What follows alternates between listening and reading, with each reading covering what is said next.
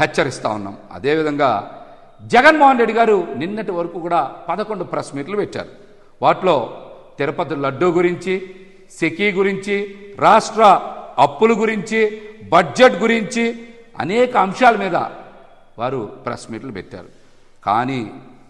కానీ చంద్రబాబు నాయుడు గారు పెట్టిన ఏ ఒక్క ప్రెస్ మీట్లో కూడా జగన్మోహన్ రెడ్డి గారు లాగా ఆధారాలతో ప్రెస్ మీట్ ఎక్కడైనా పెట్టారా?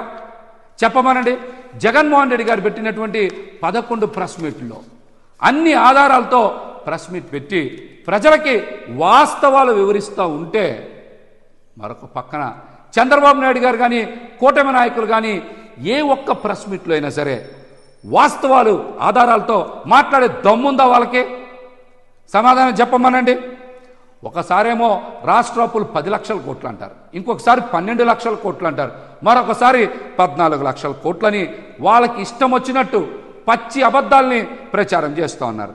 ఇది తప్పని, కావాలంటే కాగ్ ఆడిట్ రిపోర్టు చూసుకోవచ్చని, ఆర్బీఐ రిపోర్టులు చూడండి జగన్ గారు ఆధారాలతో సహా ప్రజల ముందు ససాక్ష్యంగా చూపుతూ ఉంటే, లేదు నేను చెప్పిందే నిజమని చంద్రబాబు నాయుడు గారు ఇప్పటి వరకు కూడా ఒక్క ఆధారం కూడా ఎందుకు చూపించలేకపోయారు?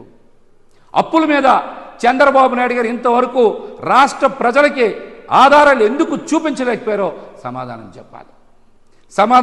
చెప్పాలి.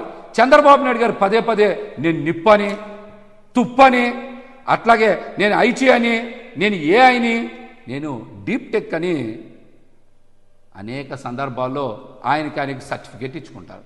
కానీ ఏ ఒక్క సందర్భంలో కూడా మీరు ఒక్క ఆధారం కూడా ఎందుకు చూపించలేకపోయారు?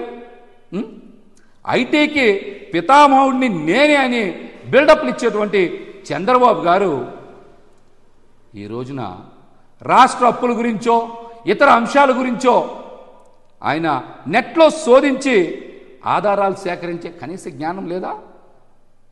చెప్పండి. కనీస జ్ఞానం లేదా? మీరు చెప్పేవన్నీ పచ్చి అబద్ధాలు అయినప్పుడు నెట్లో ఆధారాలు ఎక్కడైనా దొరుకుతాయా? ప్రజలు ఈ విషయాన్ని గ్రహించాలి. చంద్రబాబు గారు చేసేటువంటి అబద్ధపు ప్రచారంలో ఎక్కడ కూడా నెట్లో కూడా సమాచారం దొరకదు. ఎందుకంటే ఆయన చెప్పేవన్నీ కూడా అబద్ధాలే. అందుకని ఆయన ఎప్పుడు కూడా ఆధారాలు చూపించలేరు. అందుకనే ఆయన మాటలకి విలువ ఉండదని కూడా ఈ సందర్భంగా తెలియజేస్తా. నిన్న జగన్మోహన్ రెడ్డి గారు అడిగిన కొన్ని ప్రశ్నలకి కూటమి నాయకులు ఒక్కళ్ళని సమాధానం చెప్పారా? చెప్పండి. సూపర్ 6